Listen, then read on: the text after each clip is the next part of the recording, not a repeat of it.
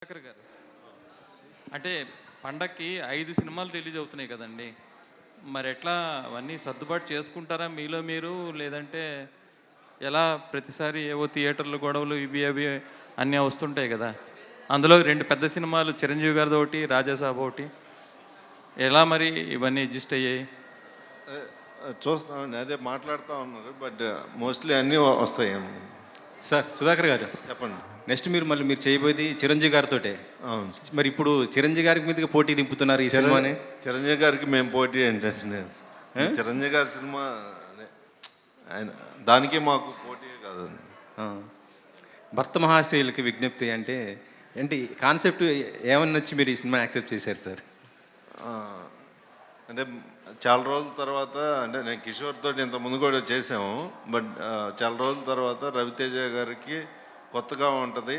అంటే ఇంతకుముందు మన పెళ్ళాం ఊరు వెళ్తే కానీ అదా ఇంట్లో వెళ్ళాలి, వంట ఇంట్లో ప్రియురాలు, ఇంతకుముందు అంటే ఆ కైండ్ ఆఫ్ కొంచెం కొత్తగా ఉంటుంది.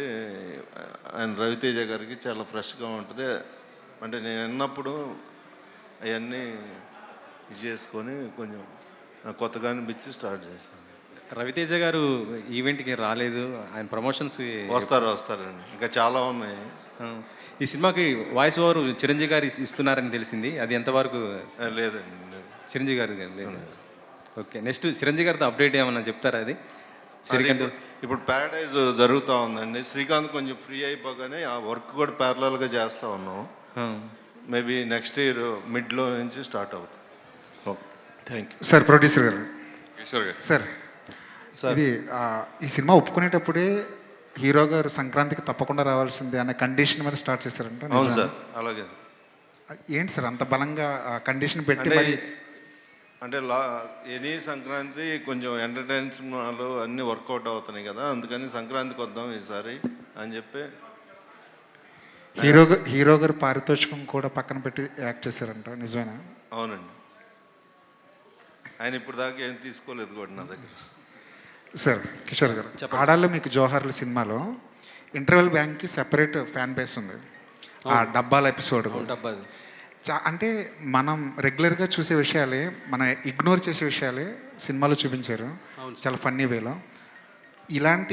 ఈ సినిమాలో అలాంటి ఏమైనా ఎక్స్పెక్ట్ చేయొచ్చా? ఉన్నాయండి, ఇంకా ఎక్కువ ఐడెంటిఫై చేసుకునేలాగా ఉన్నాయి. ఎందుకంటే అది అంటే ఎక్కువ ఇంట్లో మన పిన్నిలు, అత్తలు, మా మమ్మీ, అమ్మలు వీళ్ళు చేసేది కదా. ఎందుకంటే వాళ్ళ మీద ఆ కథ అంతా వెళ్ళింది.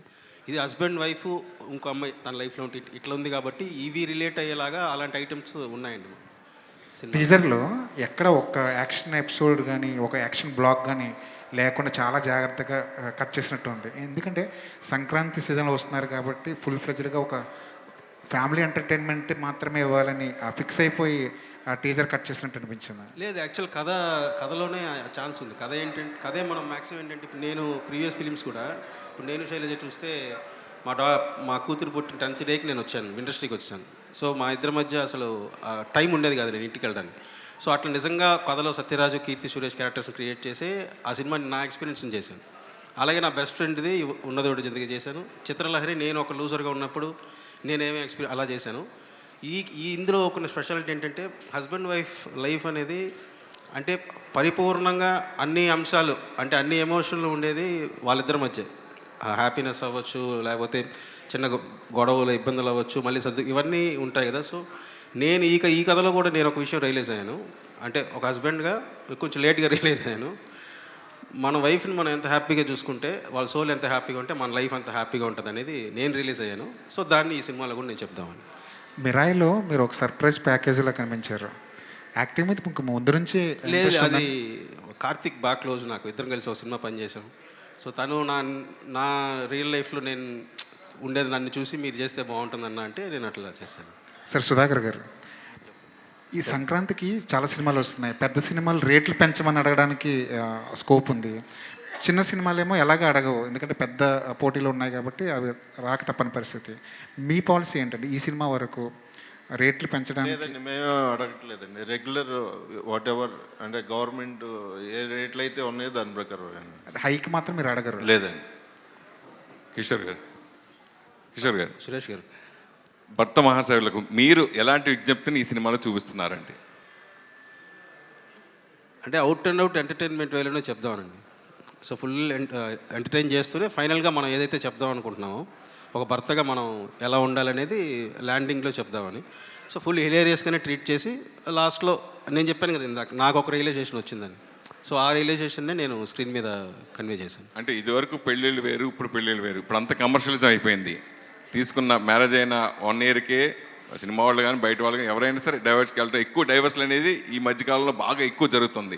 అలాంటి సంఘటనలు ఈ సినిమాలో ఏదైనా ఉంటాయా? లేదండి, ఇది నేను నా లైఫ్ ఎలాగో అట్లా నేను ఉంటారు కదండి, నేను చూసిన ఇది నేను నా లైఫ్ ఎక్స్పీరియన్స్నే ఉంటుంది. అంటే మోస్ట్లీ మనం ఉండే 90% హస్బెండ్ వైఫ్ ఫ్యామిలీస్ ఎలా ఉంటుంది, ఇంకో అమ్మాయితో అందరం చూసిన జీవితమే ఉంటుంది దీంట్లో. డింపుల్ ఎలా ఉన్నారు? బాగున్నానండి. రవితేజ గారితో ఆల్రెడీ మీరు ఇదివరకు ఒక సినిమా చేశారు. సో మళ్ళీ చేయటం దాని గురించి ఏం చెప్తారు? నెంబర్ 1. అట్లాగే ఈ సినిమాలో మీ భర్తేనా రవితేజ గారు?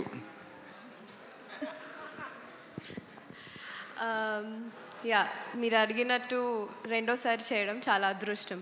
ఆయన పక్కన చేయడం చాలా లక్ ఉంటే కానీ కుదరదు. అది కూడా నేను చాలా రోజుల తర్వాత వస్తున్నాను. ఫస్ట్ ఫిలిం ఆయన ఎనర్జీ మీ అందరికీ తెలిసిందే. అలాగే రెండో సినిమాలో కూడా నాకు అది అసలు ఆయన పక్కన యాక్ట్ చేస్తున్నట్టే ఉండదు. And he's a very good family friend, very good friend to me. And I really respect him. So working beside him అది నా అదృష్టం. అలాగే సుధాకర్ గారు నన్ను కూడా అనుకుని ఈ క్యారెక్టర్కి కిషోర్ గారు ఇలా అనుకుని తీసుకోవడం another luck. And yeah, I play his wife. మీరు ఆ టీజర్లో చూసే ఉంటారు. సో యా, అంటే మామూలుగా ఒక సక్సెస్ఫుల్ కాంబినేషన్తో అంటే ఎప్పుడూ రిపీట్ ఉంటుంది. అయితే మీరు ఇద్దరు కలిసి చేసిన ఆశించిన స్థాయిలో సక్సెస్ కాలేదు. అయినా కానీ సక్సెస్ఫుల్ కాంబినేషన్ అనేది ఎప్పుడూ మన స్వాగతం పడుతూ ఉంటుంది, మనం చేస్తూ ఉంటాం. కానీ మీరు రవితేజ కలిసి చేసిన సినిమా ఆశించిన స్థాయిలో సక్సెస్ కాలేకపోయినా మీరు చేయడం గురించి ఆ అవకాశం వచ్చినప్పుడు మీరు హ్యాపీ అయ్యారు. సో బేసిక్లీ సినిమా ఆడకపోయినా ఐ హ్యావ్ ఆల్వేస్ వన్ అండి. అంటే నా సాంగ్స్ కానీ నా పాటలు కానీ. So that's why people have always loving me. మీ లవ్ నాకు ఎప్పుడూ ఉండింది. అలాగే సార్ కాంబినేషన్, నా కాంబినేషన్ చాలా సోషల్ మీడియాలో చూసే ఉంటారు. So everybody loved it. So అలాగే ఇందులో కూడా కిషోర్ గారు, టు బీ ఫ్రాంక్, ఈ రోల్కి నన్ను అనుకోవడానికి యూజువల్లీ ఆపోజిట్ సైడ్ అనుకుంటారు. Okay, she's done this glam role, she's done this అనేసి. సో ఈ character is Kishore Tirumala's Balamani. Yes. Kishore గారు, ట్రైలర్లో చూస్తుంటే మనకు భార్య అండ్ లవరు, భర్త అంటే ఇంట్లో ఇల్లాలు ఒంటింట్లో ప్రియురాలు, ఆ లుక్ ఆ ఫ్లేవర్ కనిపిస్తుంది. అది అంటే మ్యాక్సిమం ఏంటంటే ఇప్పుడు ఆ పిల్లం ఊరు వెళ్తే ఇంట్లో వెళ్ళాలి, వంటింట్లో ప్రియురాలు, సతీ లీలావతి మనకి ఆ సినిమాలో వచ్చుంటాయి. సో మ్యాక్సిమం లైఫ్లో ఇద్దరు ఉమెన్ అంటే ఒకళ్ళు వైఫ్ ఇంకొకళ్ళు ఉన్నప్పుడు సో ఆ రిలేటెడ్గా వచ్చిన బేసిక్ కామన్ ఫ్యాక్టర్స్ అయితే ఉంటాయి. బేసిక్ కోర్ ఉంటుంది అది. కాకపోతే మనం ట్రీట్ చేసిన విధానం కానీ క్యారెక్టరైజేషన్ అంతా కూడా మొత్తం వేరేలా ట్రీట్ చేసాం. బట్ రవితేజ ఫన్ మిస్ అవ్వకుండా సో నేను ట్రీట్ చేస్తే అలాంటి సిచ్యువేషన్ ఎలా ఉంటుందో అలా ట్రీట్ చేశాను. రవితేజ గారు లుక్ కూడా చాలా డిఫరెంట్గా, చాలా ఎంత అంటే అంత హ్యాండ్సమ్గా ఉన్నారు. అంటే ఎందుకు కాన్సెప్ట్ తగ్గట్టుగా తీసుకున్నారు? ఆయన లుక్ చూస్తే కొన్ని మాస్ మహారాజ్ అంటే కొద్దిగా మాస్ లుక్ ఇలా ఎక్స్పెక్ట్ చేస్తారు, కానీ ఇందులో చూస్తుంటే ఫుల్ లేదు. రవి గారే ఏంటంటే సినిమా నన్ను పిలిచినప్పుడే వచ్చి నేను ఇప్పటిదాకా చేస్తున్నాను కదా, నాకు ఇదేమీ గుర్తుకు రాకుండా నేను ఫ్రెష్గా నన్ను చూసుకుంటే నాకు ఫ్రెష్గా అనిపించేలాగా చాలా కూల్గా అవుట్ అండ్ అవుట్ ఎంటర్టైన్మెంట్ చేద్దాం. ఎక్కడ ఇప్పుడు జరుగుతున్న వాటికి సంబంధించి నువ్వు ఇది కూడా నువ్వేం పెట్టద్దు. నీ కథకి ఆ క్యారెక్టర్ రామ్ సత్యనారాయణ ఎలా బిహేవ్ చేస్తాడో నువ్వు ఎలా చేస్తావు అట్లా నేను యాస్టీస్ వెళ్ళిపోతానన్నాను.